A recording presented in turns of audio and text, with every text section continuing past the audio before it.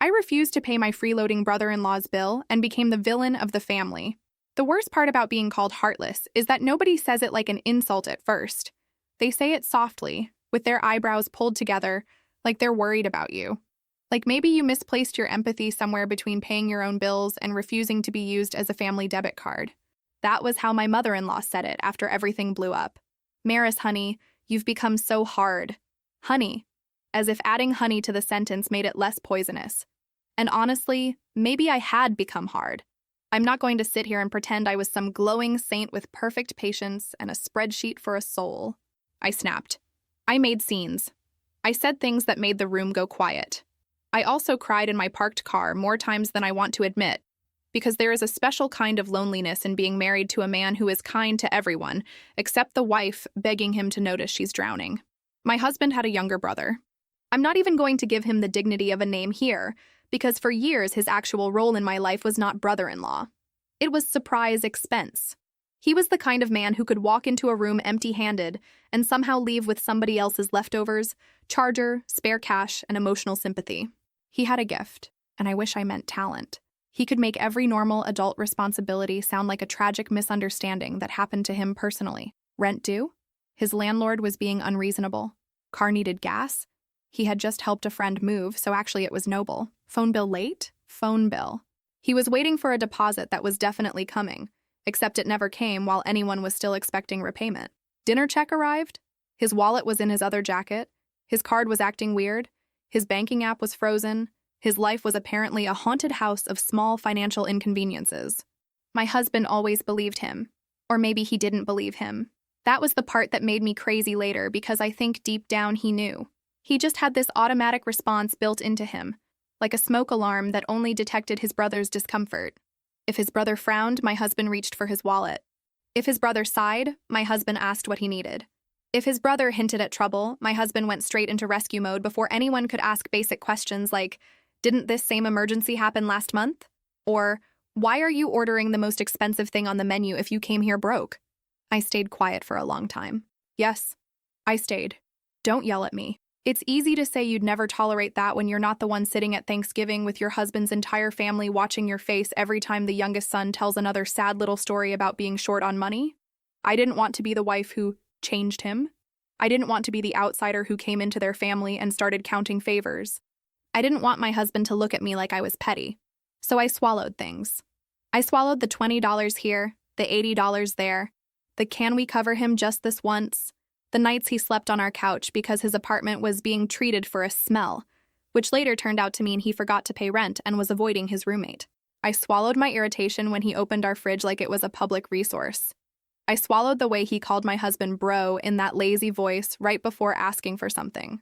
I swallowed until I had resentment sitting in my stomach like a rock. The thing is, the expenses never looked dramatic in the moment. That's how people like him get away with it. Nobody walks into your house and says, "Hello, I'm here to drain your future slowly." They say, "Can you spot me for lunch?" They say, "I'll pay you back Friday." They say, "I hate asking, man." And because each little request sounds survivable, you survive it. Then years pass, and you realize you've been surviving the same request with different wallpaper. My husband and I had been married for 5 years by the time I understood that our marriage had 3 people in it. Me, my husband, and his brother's emergencies. The birthday dinner was supposed to be small. I didn't want anything fancy. I wanted pasta, dessert, and one evening where I didn't have to watch my brother-in-law perform helplessness like community theater. My husband insisted on organizing it because he said I deserved to be celebrated. Sweet, right?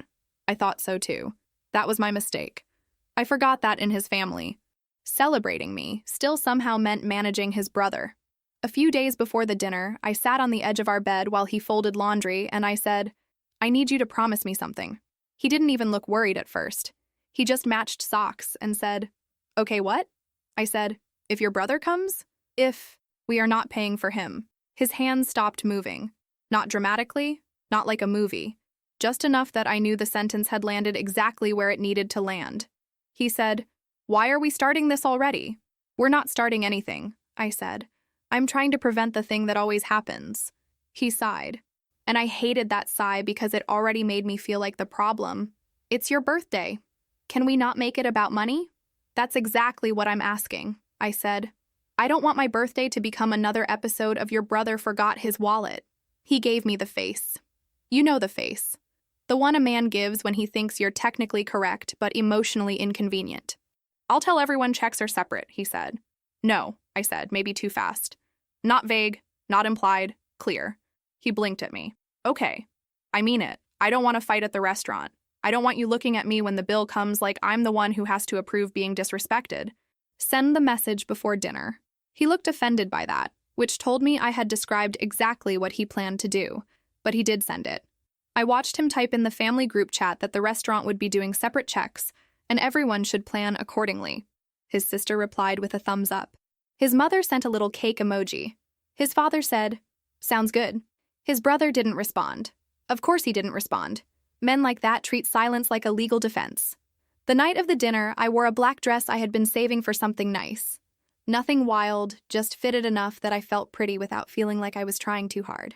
I curled my hair, put on earrings, and actually felt excited for about 15 minutes, which now feels embarrassing, but there it is. I wanted a normal birthday with my husband's family. I wanted to be liked. I wanted to stop feeling like the villain in a story where all I did was ask adults to pay for their own food. His brother arrived late. Not 5 minutes late in a normal human way. Late enough that everyone had already ordered drinks and appetizers. Late enough that the server had checked on us twice. Late enough that my mother-in-law started saying, "He's probably parking," every few minutes like chanting it would make it true. Dinner itself was fine in the way a table can look fine while one person slowly chews through everyone else's patience. His sister asked about my job. His father told a story about a neighbor's fence.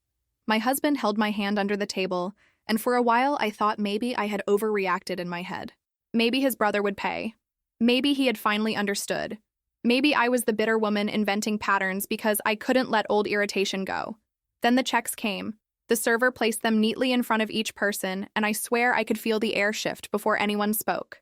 His brother patted his jacket pocket, then his jeans. Then he made this little confused face, like an actor in a commercial discovering his keys were missing. "No way," he said. My stomach dropped, but not from surprise, from recognition. My husband went still beside me. His brother laughed once, too loud. "You guys are going to kill me." Nobody said anything. "I left my wallet at home," he said, looking directly at my husband.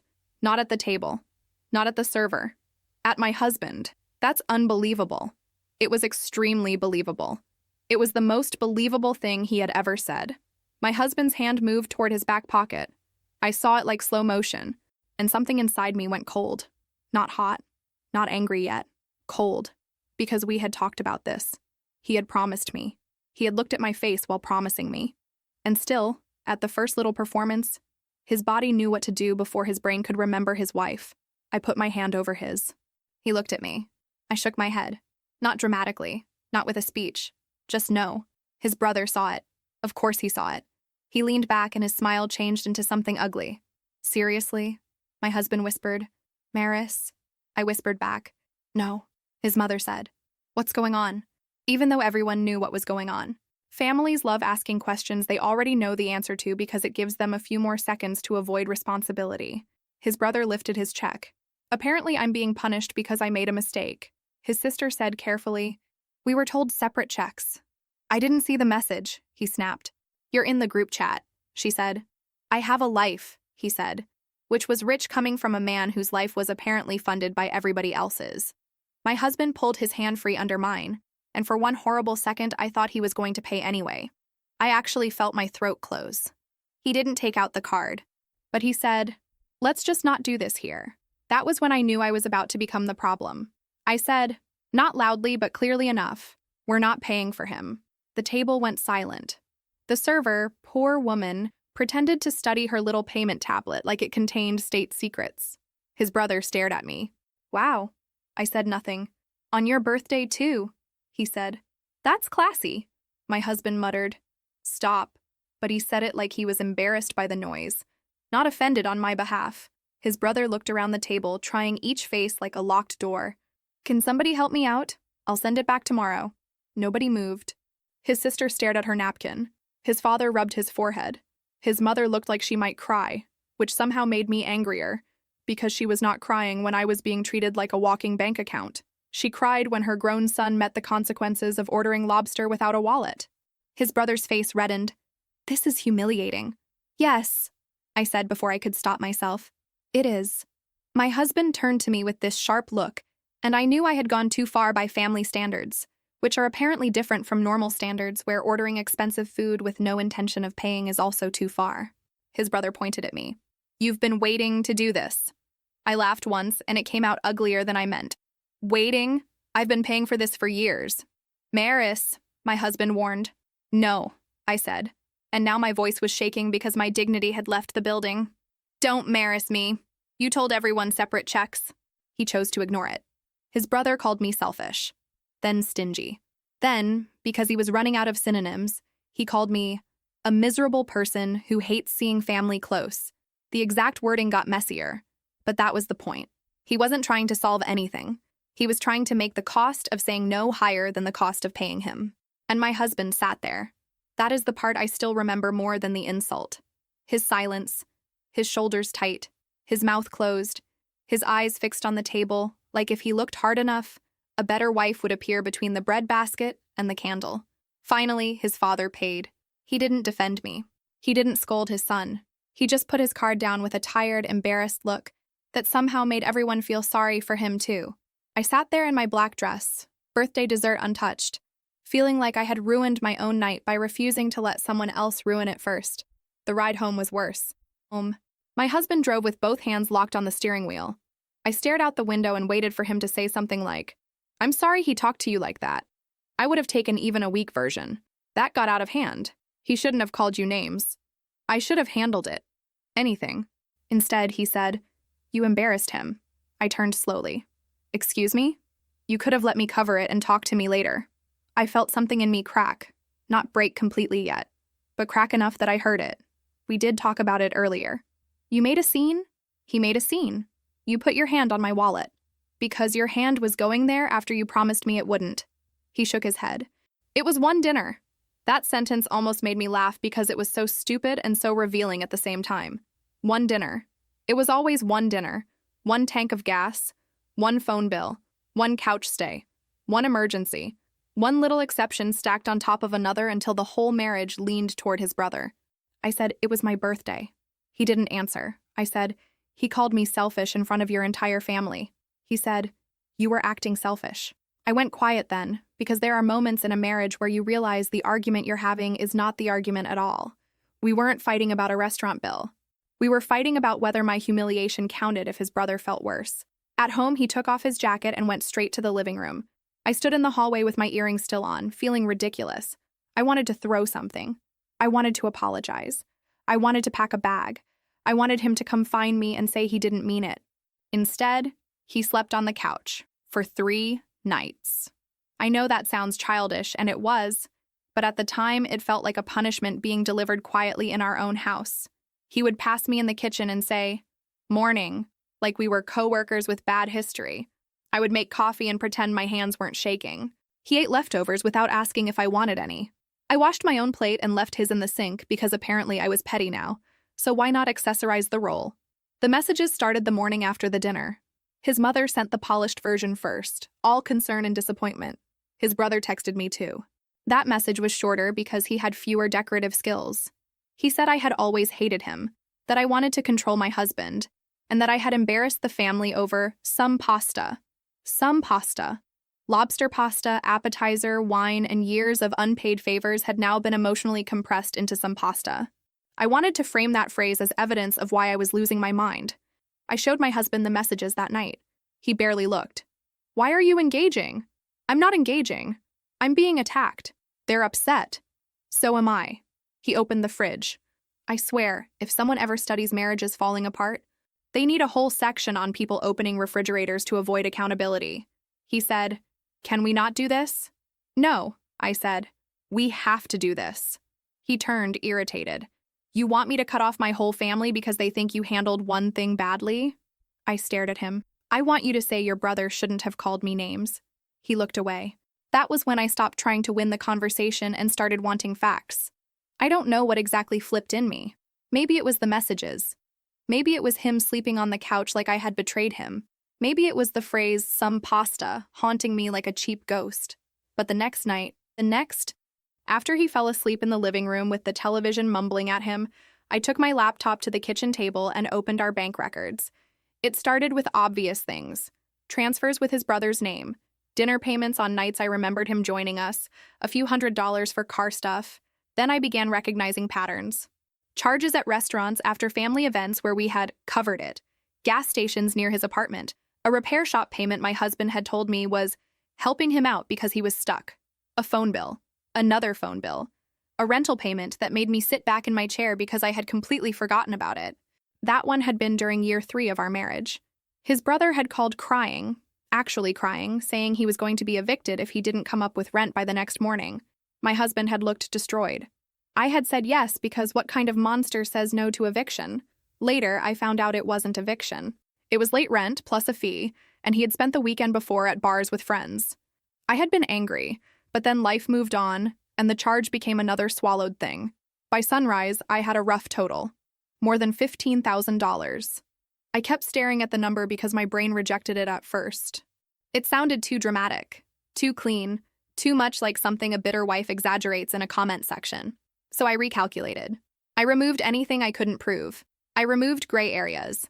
I removed family gifts from holidays because I was trying to be fair even while shaking with fury. The number still sat there, fat and ugly. More than $15,000 over 5 years. Not one huge betrayal. That would have been easier, honestly. One huge betrayal gives you a villain moment. This was worse. This was erosion. This was our savings leaking out through tiny cracks while my husband told me I was imagining the damp. And then I found the transfers from the joint account. That changed the color of the room. I don't know how else to explain it. It wasn't just money my husband had spent from his personal account before we combined finances. It was our joint account. The account where my paycheck went. The account we used for rent, groceries, insurance, future plans, the imaginary baby we talked about when we were feeling brave. He had sent money without telling me. Not once, not twice. Enough times that I had to put the laptop down and walk outside in my pajamas because I thought I might throw up. I stood on our tiny back patio before dawn, barefoot on cold concrete, listening to some neighbor's dog bark like it had personal opinions about my marriage. I felt stupid. I felt used. I felt like every time I had tried to be understanding, someone had quietly billed me for it. When my husband woke up, the folder was on the kitchen table. He accused me of being calculating. He said I was holding grudges over things he barely remembered. He said marriage wasn't supposed to be about keeping score.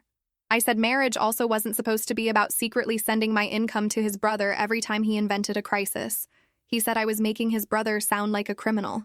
I said his brother was making himself sound unemployed from adulthood. Then he reached the final page.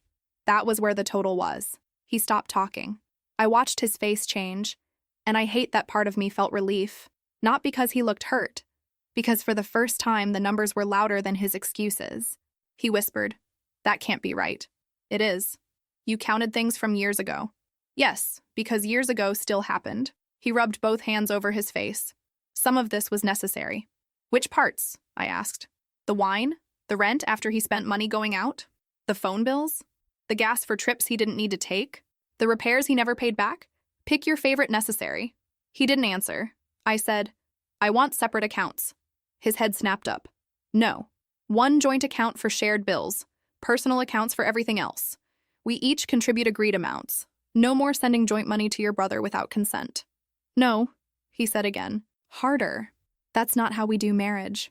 I felt my chest tighten. How we do marriage right now is you making financial decisions for both of us while calling me selfish for noticing. He stood. "So what, you don't trust me?"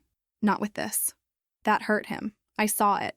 I also didn't take it back. He said, "You're using money to control me." I said, "No, I'm using boundaries to protect myself." He laughed, but it wasn't funny. "There it is. Therapy words." "I want children someday," I said, and my voice cracked in the most inconvenient way. "We talk about that all the time. How am I supposed to feel safe having a baby with you if I don't know whether the money for diapers is going to become your brother's emergency fund?" His face went cold. "Don't use a future baby to manipulate me." I actually stepped back. "You think that's what I'm doing?" "I think you know exactly what to say to make me feel like the bad guy." I wanted to scream.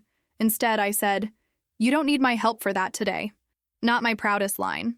Effective, though. He left for work without kissing me goodbye.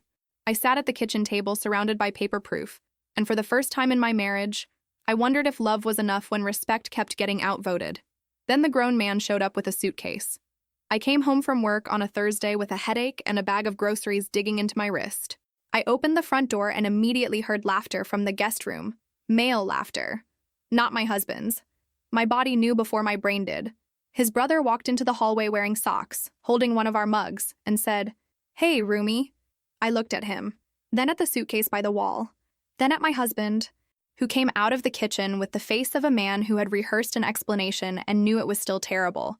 He said his brother had an issue with his landlord and needed a few days. When I asked what issue, he said it was complicated, which in husband language meant he had not asked for proof, details, or a deadline before offering our guest room like a free crisis shelter. My husband looked at me like I had become someone he didn't recognize. I wanted to say, no, this is who I am when I stop disappearing.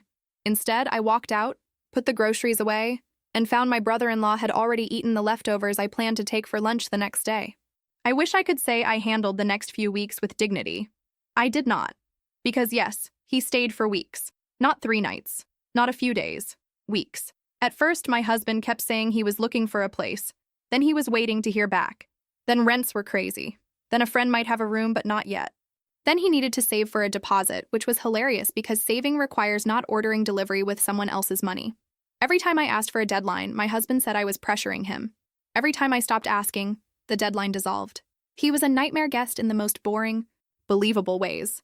No dramatic villain stuff, just the daily disrespect that makes you question your sanity because each piece is too small to justify screaming over. He left wet towels on the floor. He used my expensive shampoo because it smelled nice. He finished the coffee and didn't make more. He ate the snacks I bought for my work lunches. He occupied the bathroom for 40 minutes every morning while I stood in the hallway in my robe, late for work, fantasizing about changing the locks. I started sleeping in the spare office on a fold-out cushion because our bedroom felt like enemy territory. Dramatic? Maybe. But I could not lie beside my husband while his brother snored in our guest room using our heat, our food, our water, our peace. I stayed late at work. I sat in parking lots. I took walks through stores without buying anything just to avoid going home. That was when I realized something that scared me more than the money. I had begun to feel relief when my husband wasn't around. Then came the $1,000. It happened on a Tuesday because disasters in marriage love weekdays. I checked our joint account during lunch, mostly out of habit, and saw the transfer. $1,000 to his brother. My hands went cold. I refreshed the page like maybe the money would get embarrassed and come back. I called my husband immediately. He said it was an emergency, that his brother needed medical tests. When I asked what tests, whether there was a bill, or why he used joint money again, he lowered his voice and accused me of interrogating a sick person over paperwork. That word, sick, did exactly what he intended. It made me pause, because I'm not a monster. Despite the family's ongoing campaign, I do have a heart and blood and all the regular human equipment. For 1 second, I thought, what if this is real? What if I'm so angry that I'm missing something serious? So I called his sister. Not my finest move, maybe, but I was done letting every emergency exist in a fog. She answered while picking up her kids from school, and I asked as calmly as I could, "Did you know your brother is having medical issues?" She went quiet. What? My stomach dropped in a new way. He told my husband he needed money for urgent medical tests. She said very slowly, "He asked me for money last week for his car." I leaned against the wall outside the break room and stared at the carpet. His car. Yeah. He said if he didn't fix it, he couldn't get to interviews. Did you give it to him? No, she said. I told him I couldn't. He got mad. I almost thanked her for being broke enough to have boundaries, but I managed to stay human. We talked for a few more minutes, and by the end, my hands were shaking so badly I had to sit down. When I got home, his brother was in the kitchen eating cereal from one of my bowls at nearly dinner time. My husband wasn't home yet. My husband came home in the middle of it, and of course his brother immediately changed voices. He went wounded, soft, betrayed. He said I had cornered him. He said I was accusing him of faking illness. He said he didn't feel safe staying in a house where he was treated like a criminal. I almost offered to help him pack since safety mattered so much, but my husband was already looking at me like I had done something unforgivable. That night, after another argument where facts bounced off loyalty like rubber balls, I did something that changed everything. I transferred half of what was left in the joint savings into a new account under my name. I didn't empty it. I didn't take more than half. I didn't hide it in a shoebox under a fake identity like some daytime drama villain. I moved my half because my husband had proven he would not ask before spending my money, and I was tired of waiting for permission to protect myself. Was it impulsive? Yes. Was it the cleanest marital communication strategy? Absolutely not. Did I sleep better than I had in weeks? Also, yes. He found out the next morning. He followed me into the bedroom while I got dressed for work, escalating with every sentence. He said I was destroying trust. I said he had already done that when he sent money after promising not to. He said I was acting like a divorce was inevitable. I said I had spoken to a lawyer to understand my options. That stopped him cold. He laughed, but it sounded desperate. "You're not leaving." I looked up. He said, "Come on. You love me too much." I don't think he meant it as cruelly as it landed. I think he meant, "We're married, we're us. You're angry, but you'll come back." But what I heard was, "I know your pain has never been enough to move you." That sentence lived in my head all day. You love me too much. Like love was a leash. Like because I loved him, I would keep donating pieces of myself until his family approved of my generosity again. His mother called that evening and requested a family meeting. She didn't call it a family meeting, obviously. She said, "Maybe we should all sit down together before things get worse," which is family meeting in a cardigan. I said no at first. Then I said yes. Not because I believed they wanted to understand me. I had finally stopped being that naive. I said yes because I was done letting them discuss me without evidence. The meeting was on Sunday at his parents' house. I brought the folder. I placed the summary sheet on the coffee table. His mother looked at it first. Her expression did this little flicker, like her brain recognized danger before her mouth could defend it. I said, "That is the amount my husband and I have paid, loaned, covered, or transferred for him over the course of our marriage. I removed anything I couldn't verify. I removed gifts. I removed normal family meals where everyone shared. This is the conservative number." His father leaned forward. His sister covered her mouth. His brother sat up then. His mother said, "This can't be accurate." I handed her the pages behind it. "It is." His brother stood. "I'm not listening to this." His sister surprised all of us by saying, "Sit down." He stared at her. She looked pale but determined. "No, really, sit down. Because she's not wrong." The room changed again. His mother said her daughter's name in that warning tone mothers use when daughters step out of assigned roles. His sister ignored it. She said she had loaned him money too, more than once. She said she had stopped because he got nasty whenever she asked for repayment. She said she didn't want to bring it up because everyone acted like questioning him was some kind of family betrayal. His brother yelled, "Wow, okay, so everyone's against me now." His father said quietly, "No one is against you. We're tired." That was the first honest thing I had ever heard him say about his youngest son. His mother cried harder. My husband stared at the carpet. I wanted him to say something, anything. I wanted him to take my hand and say, "She's right." I wanted too much, apparently, because he stayed silent. His brother turned on me then. He called me vindictive. He said I was trying to ruin his reputation. He said I had poisoned his brother against him, which was funny because his brother still looked more loyal to him than to me. He said I was jealous of their bond. That one got me. I stood so fast the folder slid off my lap. Papers spilled across the rug like our marriage had exploded into receipts. "You think I'm jealous?" I said. My voice was shaking again, which made me mad because I wanted to sound cold. I wanted to sound like a woman in control, not like someone about to cry in front of cheese cubes. His brother smirked. "Aren't you?" "Yes," I said. That wiped the smirk off his face. "I am jealous," I said. "I'm jealous that you get defended for failing while I get attacked for surviving it. I'm jealous that my husband can find endless patience for your disasters, but runs out the second I ask for respect. I'm jealous that this family calls your irresponsibility pain and my exhaustion cruelty." Nobody moved. I looked at my husband. "And I'm jealous that you have no idea how lonely you've made me." Then I left. The weeks after that were some of the strangest of my life. His brother finally left our house because his father told him to. Not my husband, his father. That detail matters to me, and yes, I am still bitter about it. His father called him and said he needed to find another place by the weekend. Suddenly, after weeks of impossible housing problems, he found a friend's spare room in 2 days. Imagine that. A miracle brought to you by consequences. But the house didn't feel better when he left. It felt emptier in the way a room feels after a bad smell clears, and you realize the furniture still absorbed it.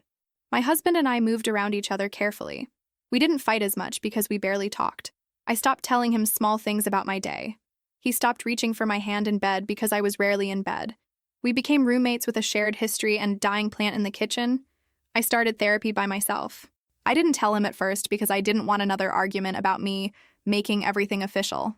My therapist was a woman with calm eyes who did not flinch when I described the folder, the restaurant, the suitcase, the $1,000, the family meeting, all of it. She asked me what I wanted. I said, I want my husband to choose me. She said, and if he doesn't? I hated her for that. Not because it was unfair, because it was the question I had been stepping around for months. I met with the lawyer again, too. Simple consultation. Nothing dramatic. No secret plot. Just information. What divorce could look like. What separating finances could mean. What I should document. She was practical and a little blunt, which I appreciated because everyone else in my life had wrapped nonsense in feelings until I couldn't breathe. When my husband found the paperwork, it was because I got careless. I had spread documents on the dining table while he was supposed to be working late. He came home early with takeout, trying to do something nice. I still remember the bag in his hand and the way his face fell when he saw the papers. He said, "So this is real." I sat there in my work clothes, hair clipped up badly, surrounded by the kind of documents nobody wants to see in their own house. Yes. He put the bag down. You're leaving me. I don't know. That's not better. I'm not trying to make it better right now. I'm trying to be honest. He sat across from me. For once, he didn't yell. That almost hurt more. He said, I thought you were angry. I am. I thought it would pass. I laughed softly. That's the problem. He looked at the papers, then at me. What do you want me to do? I had imagined that question so many times that when he finally asked it, I almost didn't trust it.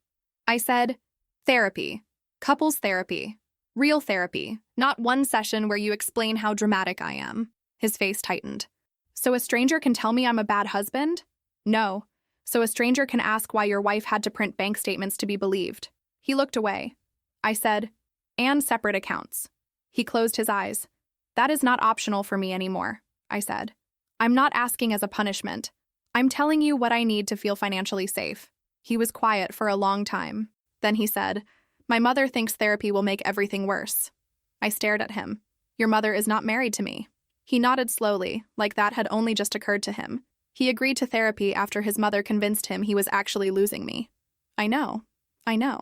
It would be nicer if he realized it because of my pain alone. He didn't. He needed his mother to say, she might really leave. That fact still sits in me like a bruise. But he went. The first sessions were awful. He came in defensive, polite, and completely full of nonsense. He said the issue was money stress. I said the issue was betrayal. He said I had embarrassed his family. I said his family had been comfortable with me being embarrassed for years. He said he felt attacked. I said accountability probably feels like attack when you have avoided it long enough. Our therapist was patient, but not soft. She asked him why his brother's discomfort created immediate action while mine created debate. He didn't have an answer. She asked what loyalty meant in a marriage. He gave a beautiful answer about partnership and trust, and she said, how have your actions matched that? He looked like he wanted the floor to swallow him. Good. Then I felt guilty for thinking good. Then I got angry at myself for feeling guilty. Healing is apparently just having every emotion at once and paying someone to witness it. The separate accounts happened after the second session. He hated it. He didn't say he hated it, but he moved through the bank process like a man attending his own sentencing. I refused to comfort him. We set up one shared account for rent, utilities, groceries, insurance, and agreed savings. The rest went to personal accounts.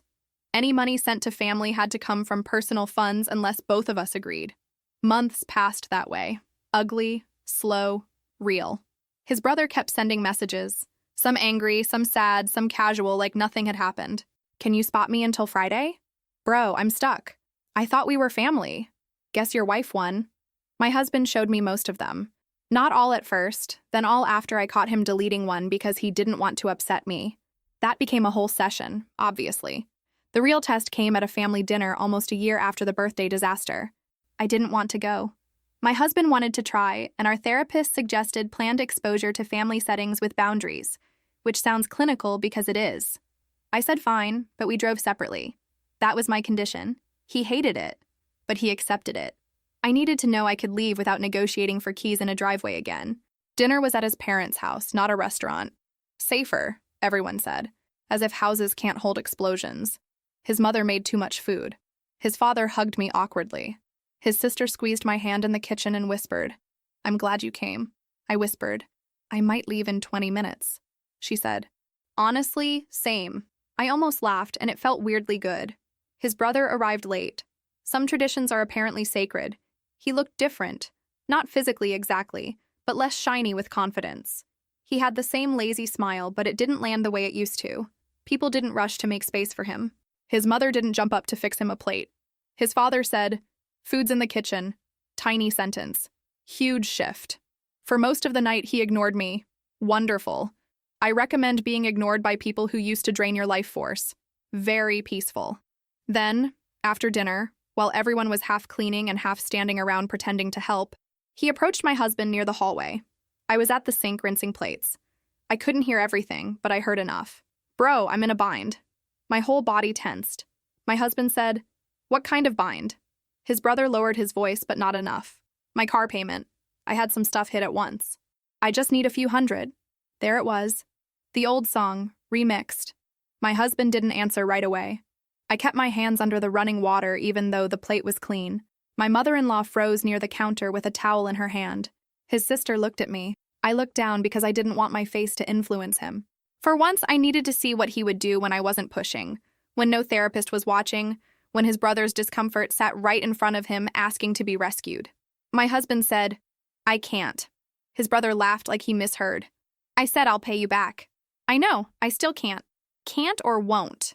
My husband took a breath. "Won't." That word hit the room so hard I swear even the faucet sounded quieter. His brother's face twisted. "Wow, she really did a number on you." My husband turned slightly, and for the first time he looked angry for me before he looked guilty for his brother. "Don't blame my wife." I gripped the plate. His brother scoffed. "Your wife hates this family." "My wife has paid for this family," my husband said. His voice shook, but he kept going. "And you owe her more respect than you've ever given her." I looked up then. I couldn't help it. His brother pointed toward me. "So, this is what we're doing? Public humiliation again?" His father said from the dining room. "No, no." His brother turned on him. "Seriously?" His father stood slowly. "If you need help with your bank or budget, I'll sit with you tomorrow and make calls. I'm not handing you money tonight." His mother looked like she wanted to jump in. I saw the battle on her face. Habit versus hard-earned shame. She pressed her lips together and said nothing. His brother looked around for someone softer. His sister lifted both hands. "Don't look at me." It was almost funny. Almost. Because this was all I had wanted from the beginning. Not cruelty. Not revenge. Just for everyone to stop pretending helplessness was sacred. He stormed out. No dramatic door slam, because the front door sticks unless you pull it hard first, so he had to jiggle it angrily, which did take some power out of the moment. But he left. No one spoke for a few seconds. Then my husband walked into the kitchen and took the plate from my hands. The water was still running. He said quietly, "I should have done that years ago." I wanted to say yes. I wanted to say damn right. I wanted to say, "Why did I have to almost leave for you to find your spine?" Instead, because I was tired and emotional and not always as sharp as I pretend, I said, "Thank you." He looked like that hurt more than anger would have. After that dinner, things changed in ways that were noticeable, but not magical. My husband became more consistent. He showed me messages without being asked. He called his mother out when she softened the story too much. He left family gatherings with me when comments turned sideways. He did not always do it gracefully. Sometimes he was tense in the car afterward and snapped at me over nothing because guilt needed somewhere to go. Sometimes I snapped back because I had spent years being the quiet place where everyone stored discomfort, and I was no longer interested in storage. We fought about trying for a baby. That surprised him. It did not surprise me. A few weeks after that family dinner, right around the 1-year mark of the original birthday disaster, my husband asked if I would go back to the same restaurant with him. I almost said no immediately, because why would anyone voluntarily return to the scene of emotional pasta violence? But he looked nervous in a way that was not manipulative. He said, "Just us. Separate from them. I want to give you a better memory there if you'll let me." I thought about it for a week. Very normal and casual. Nothing says relaxed marriage like needing several business days to consider pasta. Eventually, I said yes. I wore a different black dress because apparently I enjoy symbolism, and also black is forgiving after bread. He made the reservation himself. He checked twice that it was just us, because he knew if any surprise family member appeared, I might actually levitate out of rage. We sat at a small table near the window. The lighting was soft. The server was kind. No one ordered lobster they couldn't pay for. For a while, we talked about normal things. My job, his work, a show we were watching, the neighbor's weird lawn decorations. It felt almost too normal, and that made me sad. Because normal used to be easy. Then it became something we had to rebuild with tools and witnesses. After the plates were cleared, he reached across the table and took my hand. He said, "I'm sorry I made you beg to matter." I looked down because if I looked at him too long, I was going to cry in the same restaurant twice. And frankly, that place had seen enough of me. He said, "I keep thinking about the car after your birthday. You said it was your birthday, and I still made it about him." I swallowed. "You did. I hate that I did that. I hate that you did too." He nodded. No defense. No explanation. That was new. He said, "Thank you for not leaving." I pulled my hand back slightly, not to punish him, just because the sentence was complicated. "I almost did." "I know. No, I mean I really almost did. Not in a dramatic, pack-a-bag during a fight way. I had apartments saved. I knew what I could afford. I pictured what dishes I'd take." His eyes shone. "I know." I shook my head. "I need you to understand something. I stayed because you changed, not because staying was guaranteed. If you go back, I won't spend another 5 years explaining why I deserve respect. I understand. I'm keeping my separate account." A tiny smile touched his mouth, sad but real. "I assumed. Permanently. I know. And if your brother needs money, he can call his bank," he said. I laughed before I could stop myself. It felt strange in my body, like using a muscle that had been injured. He laughed too, softly. Not because any of it was truly funny, but because sometimes relief comes out sideways. When the check came, he paid for our dinner from his personal account. Not because I demanded it, because he said he wanted to treat me without treating his brother too. We left a good tip. We walked to the car together. He opened my door, which he used to do when we were dating, and I rolled my eyes but let him because I am not immune to small gestures. "Don't judge me." On the drive home, he said, "Do you think your next birthday could be just us?" I said, "My next several birthdays might be just us." He nodded. Fair. His brother eventually got a job at an insurance office and, for once, remained employed. That feels like a boring detail, but honestly, it was the biggest plot twist of all. He complained about it constantly, according to the family grapevine, but he paid his rent. He brought his own card to events. Sometimes he skipped them entirely, which improved the average air quality. When he did attend, he treated me with icy politeness. I returned room temperature politeness. Progress comes in many climates. Once, months later, he tried to make a little joke at dinner. "Better not forget my wallet around Maris." The table went still. Old me would have smiled tightly and swallowed it. New me looked right at him and said, "Correct." His sister coughed into her drink. His father suddenly became fascinated by his plate. My husband put his hand on my knee under the table, not to stop me, but to steady me. His brother didn't joke again. My relationship with my in-laws never became warm the way it had been in the beginning. Maybe that sounds sad. Maybe it is. His mother still hugged me, still asked about work, still sent recipes she thought I'd like. But there was a carefulness there now, a knowledge that I had seen the machinery behind the family smile. His father was kinder in a quieter way. He asked before offering advice. He thanked me when I brought dessert. His sister and I became closer, strangely, because shared exhaustion is a weird little bridge. My marriage survived, but not in the shiny way people mean when they say survived. It survived like a house after water damage. Livable, repaired, inspected often, with certain walls you don't lean on too hard. There were beautiful days. There were also days when my husband's phone buzzed and my stomach tightened before I even saw the screen. There were nights when he apologized for something old, because therapy had dug up a new layer. There were nights when I said, "I don't want to talk about your brother," and he respected it. That respect mattered more than any grand speech. We did eventually talk about having a baby again, but slowly, carefully, with budgets and boundaries and the least romantic spreadsheet you have ever seen. I told him I needed a year of consistency before trying. He agreed. Not happily, not with fireworks, but with understanding. When I saw that he could accept disappointment without turning me into the enemy, I felt another tiny part of me unclench. And me? I changed too. I stopped auditioning for approval from people who benefited from my silence. I stopped saying it's fine when it was not fine. I stopped confusing being generous with being available for extraction. I also had to face the part of myself that had wanted to be liked so badly I ignored my own resentment until it came out sideways in a restaurant. That part was mine to deal with. I am dealing with it. Sometimes I still think about that birthday.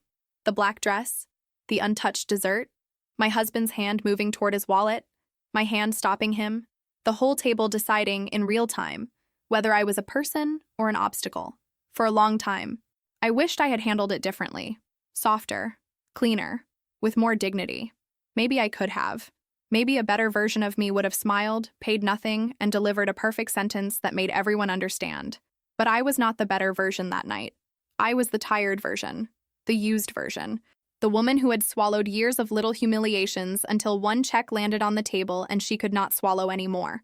I can live with that woman now. His family may always remember me as the one who made things uncomfortable. Fine. Comfort was the thing protecting the wrong person. If being uncomfortable forced the truth into the room, maybe discomfort was overdue. I still love my husband. That surprises some people when I tell the story, as if love should disappear the moment someone fails you badly enough. It doesn't always. Sometimes love stays, but it changes shape.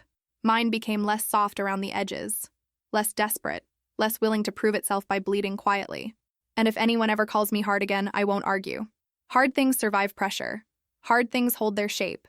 Hard things don't become cruel just because they stop bending around everyone else.